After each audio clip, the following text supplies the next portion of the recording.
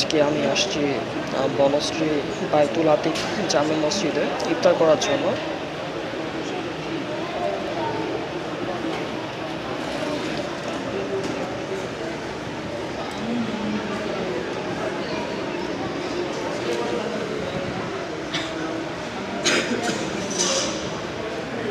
আজকে ইফতারে অনেকগুলো আইটেম: ছোলা, মুড়ি, পেঁয়াজু, আলুর চপ, বেগুনি, পাকোড়া, খেজুর, এরপর হচ্ছে পেয়ারা, আঙ্গুর, পানি বোতল।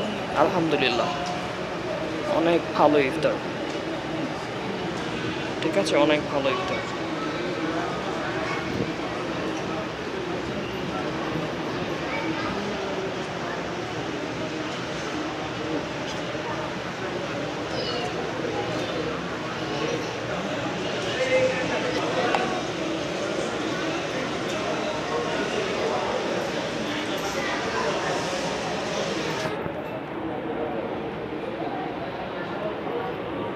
শত শত মানুষ বায়তুল আতিক মসজিদ ইফতার করার জন্য আসছে।